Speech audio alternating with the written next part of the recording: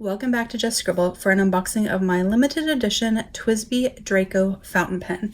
I am really excited for this pen. I actually tried to talk myself out of buying this pen, but I just couldn't pass it up. I actually got this pen about a week ago.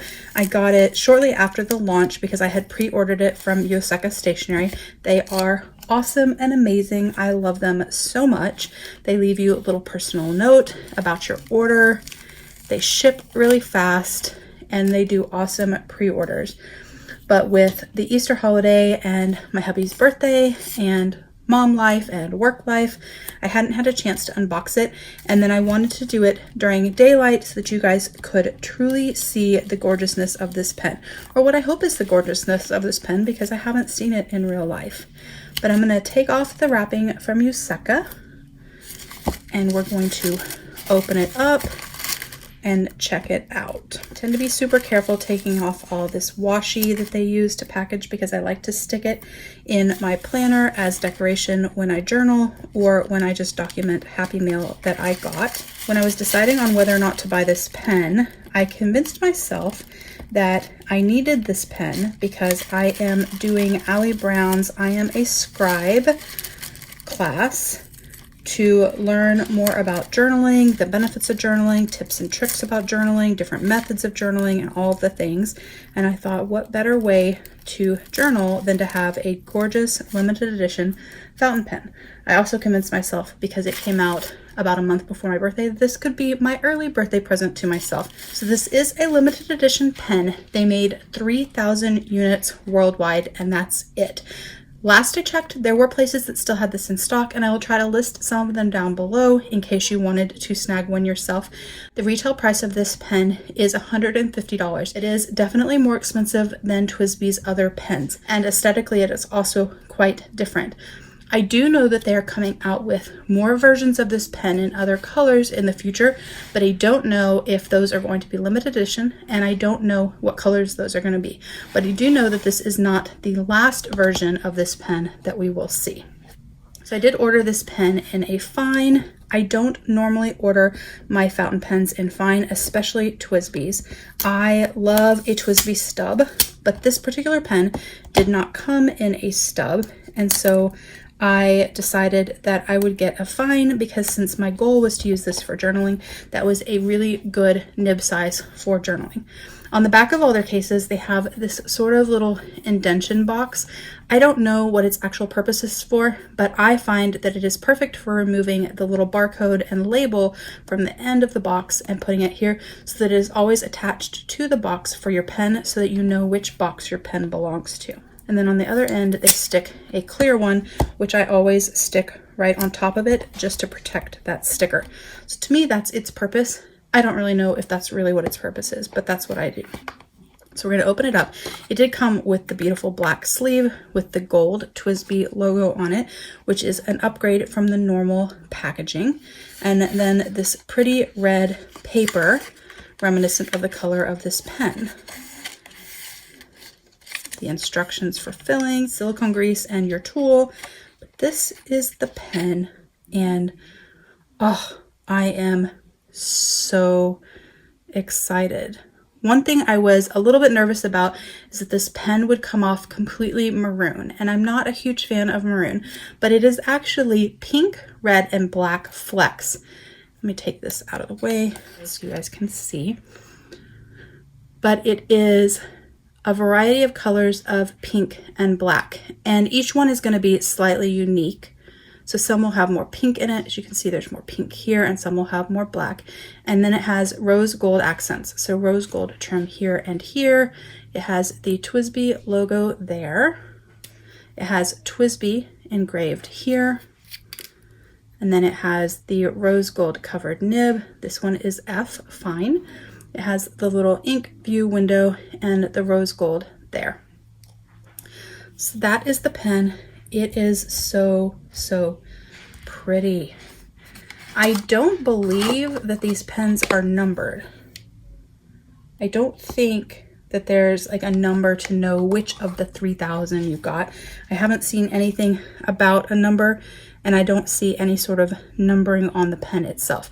A lot of times when pens are limited edition and numbered, it's when they make like very, very few, like 100 or 200 pens, and that's it, versus 3,000. So I thought we would go ahead and fill this pen while I have you and do a little writing sample. So I'm going to grab my water so that I can flush it out. It's just good practice with fountain pens when you first get a pen to flush it out in case there are any impurities in the nib, or if it's a brand that does test the nibs before they send them out. So I'm going to grab my water, and then we're going to test out 2 different ink colors that I pulled to see which one we want to use in this pen. I pulled a pinker color and a redder color of ink to try to match the color of this pen, and so we're going to see which one I like better and which one I want to use initially in this pen, and we will fill it up and write. Alright, so the first thing we're going to do is we're going to flush this pen. This is a piston fill pen, just like the TWSBI Eco.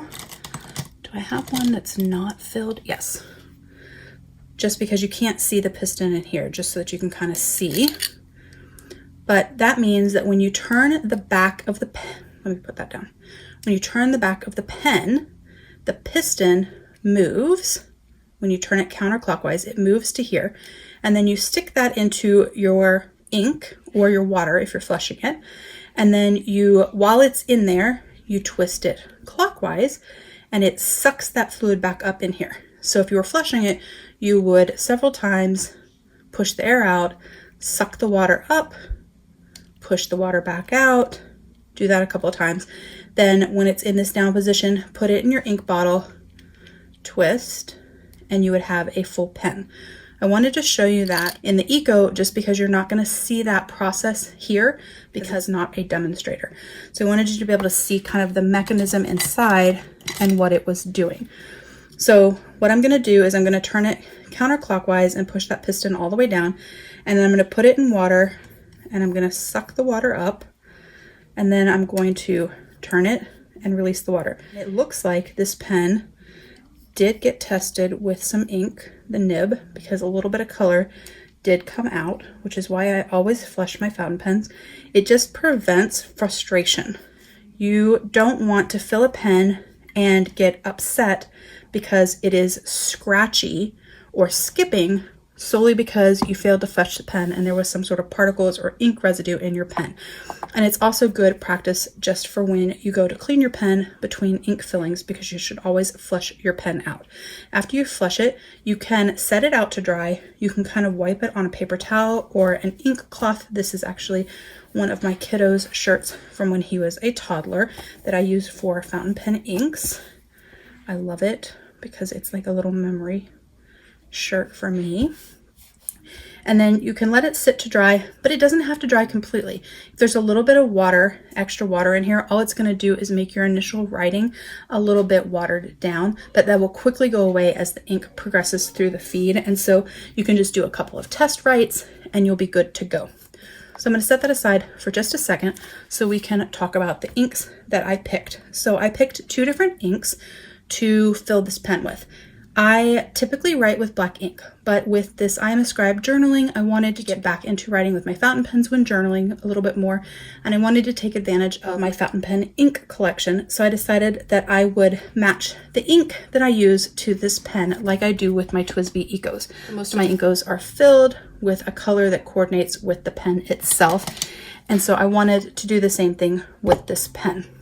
So the inks that I pulled to try out of my collection was this Robert Oster Frankly Scarlet, which is a redder color, and this Vinta ink, and I don't remember the name of this color.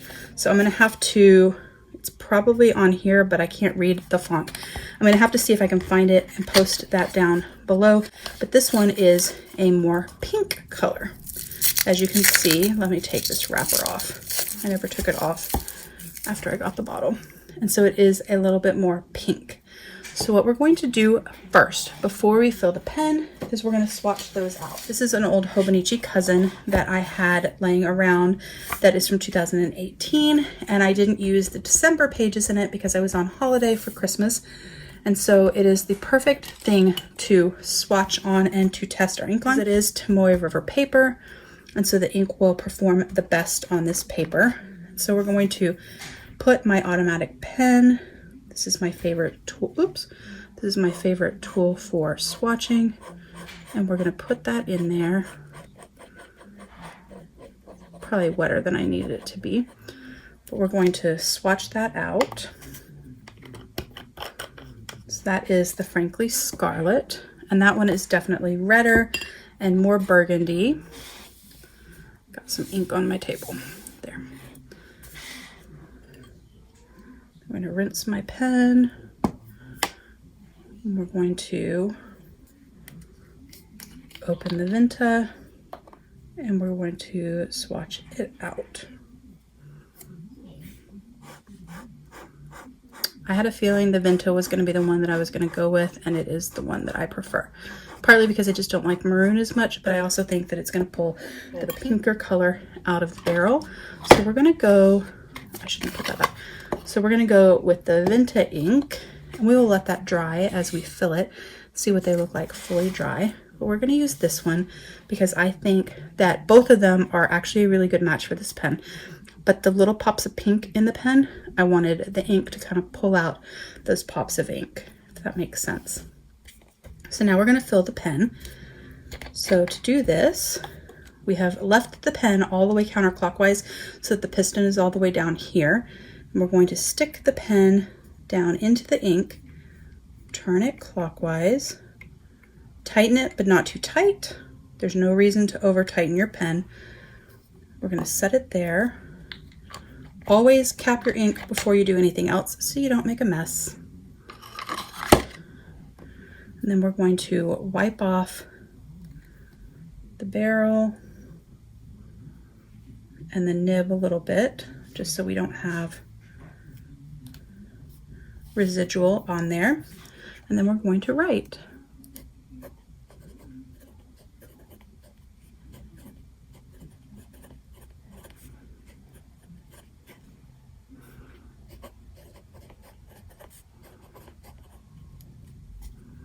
The ink is really pretty because this is a fine nib. It will come out less wet and a little bit darker. It's going to pull up those darker tones that it's drying to.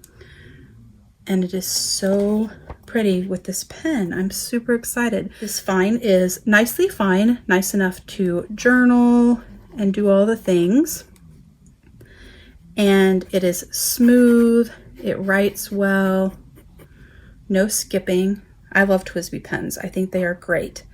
And I'm really excited that I got this one. I will say, I told myself that because I had this one and I paid the money for it and all of that, if they came out with another one, I wouldn't buy it. I don't need a whole bunch of really expensive fountain pens. But if they came out with this pen in like a super funky color, so if they came out with like a lavender version of it or some sort of a neon version, kind of like this TWSBI, I would be all over it. But if they end up coming out with this pen in like a brown or a blue or a green, just sort of very normal, professional business type colors, I probably won't buy it. So we'll have to see what colors they come out with. But I am glad that I bought this one. I'm glad that I have these gorgeous pink spots in it.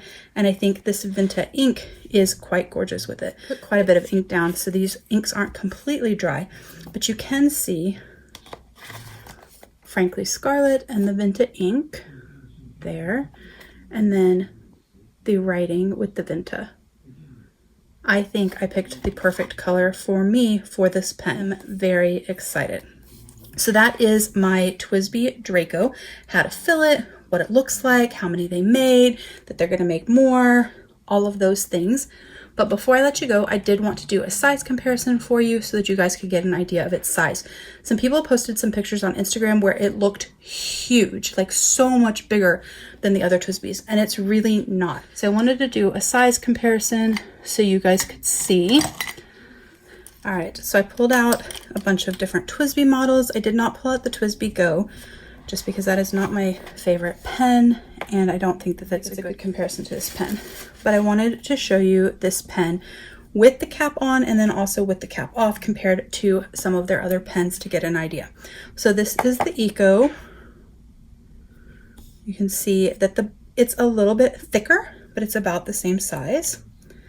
This is the Precision. My favorite TWSBI fountain pen ever. If they would come out with a different color barrel for the Precision, I would be over the moon. I really want another Precision, but I don't want an identical pen. So I'm hoping that one day they came out with other ones. This is the 580. This is the VAC 700R. Let me put it on this side because it's actually, because it's actually bigger slightly. And you know what? Let me switch these. Kind of put them in size order. How about that? Precision. Then the VAC Mini, my other favorite TWSBI pen. I adore the VAC Mini. And then the Diamond Mini, which is the same pen as the 580, just in miniature. So the VAC 700, the Draco, the TWSBI Eco, the 580, the Precision, the VAC Mini, and the Diamond Mini. So that is size comparison with the lids on. Now I'm going to uncap all of them and show you in the same order. All right, so there you have the same pens with the caps off. The VAC 700R, the TWSBI Draco, the Eco, the 580, the Precision, the VAC Mini, and the Diamond Mini. You can see that the Draco is a little bit wider than these pens, closer to the VAC 700R in like the diameter of it, but it is about the same size as these other TWSBI pens. It's about the exact same size in height as the 580 and a little bit shorter than the Eco. Those are the two that most people buy or have, so I thought I would show those to you. I'm gonna cap these up real quick, and then I have two more things to show you. So the other thing I wanted to show you was a size comparison next to the Opus 8 demonstrator. I adore this demonstrator pen. It is awesome. I love Opus pens, but this is a huge pen. So I wanted to show you in comparison the size difference between the Draco and the Opus. Most of you probably don't own an Opus, but it is known as being a much larger pen. And since some people had shared some photos that prospectively were off and made the Draco appear quite large, I just wanted to show you that it is not. And there without the caps. Put that back. Last thing I want to say is that I've said before, and I said in this video, that I really love TWSBI pens. I think they are very affordable and they are very consistent. And I just really enjoy them. I enjoy collecting them. I own, I think, pretty much every pen they have. I don't have a classic or a 540, but I own all of their other styles, and I really, really love them. But what I wanted to show you was that this right here, my Precision, this has been inked up for over a year, which I normally don't keep ink in my pens that long, but I had put it away and completely forgotten to take the ink out of it. And so it has been stored with ink in it. It has this orange ink in it. And when I uncapped it just now, I wrote, and it wrote immediately. It wrote immediately. So as you can see, the ink can stay in and it doesn't dry out. It stays nicely. You wouldn't want to put an iron gall or a carbon black ink or something like that and leave it in your pen, and you really shouldn't leave ink in your pens this long like I have. But I just wanted to show you that these pens are quite nice. Like, I've had ink in this for over a year, haven't written with it at all. I open it up and it writes wet and beautifully and gorgeously, and I just think they're really good pens. I don't think you can go wrong. This is definitely an expensive pen, but the weight is nice. It is gorgeous. It has all of the beautiful aesthetics, checks all of the boxes, and it writes really, really well. I'm very excited for this pen, but if this isn't in your price range or isn't your style, all of their pens are awesome and I highly recommend them. They're definitely a favorite for me. And then let's just look, the inks have dried, so you can see the Scarlet and the Vinta inks completely dried. The Vinta has a little bit of sheen on it, kind of comes out with the gold sheen. I won't see that much journaling with a fine nib, but if I were to put it in a stub, it would come out in my journaling in a stub nib. So that is my unboxing of my TWSBI Draco, how to fill it, how it writes, my thoughts on it, the size comparison, all of the things. If you have any questions, please don't hesitate to comment below and I will definitely get back with you. Make sure you are subscribed so you don't miss future videos, and don't forget to just scribble.